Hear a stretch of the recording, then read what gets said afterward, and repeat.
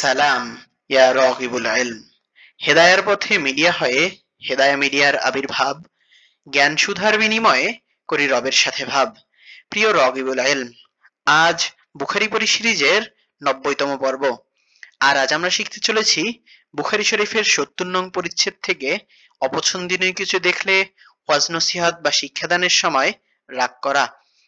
বুখারী শরীফের ৯০ নং হাদিসে বর্ণিত হয় যে মুহাম্মদ ইবনু কাসির রহমতুল্লাহ আলাই আবু মাসউদ আনসারী রাদিয়াল্লাহু তাআলা আনহু থেকে বর্ণনা করেন, তিনি বলেন, একবার এক ব্যক্তি বলল, ইয়া রাসূলুল্লাহ, আমি সালাতে অর্থাৎ জামাতে শামিল হতে পারি না, কারণ অমুক ব্যক্তি আমাদের নিয়ে খুব লম্বা করে সালাত অর্থাৎ নামাজ আদায় করেন।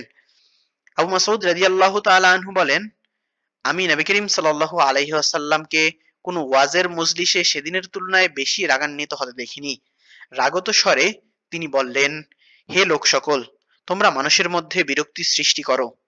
অতএব যে লোকদের নিয়ে সালাত অর্থাৎ নামাজ আদায় করবে সে যেন সংক্ষেপ করে, কারণ তাদের মধ্যে রোগী, দুর্বল ও কর্মব্যস্ত লোকও থাকে।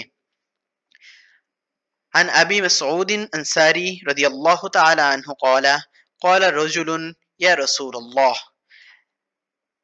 لأكاد أدرك الصلاة مما يطول بنا فلان فما رأيت النبي صلى الله عليه وسلم في موعظة أشد غضبا من يومئذ. قال أيها الناس إنكم منفرون، فمن صل بالناس فليخفف، فإن فيهم المريض والضعيف وإذا الحاجة।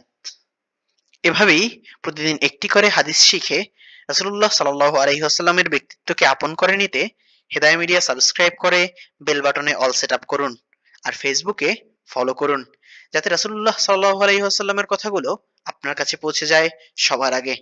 সদকায়ে জারিয়ার মর্তবা অর্জনে লাইক, কমেন্ট, শেয়ার করে পাশেই থাকুন।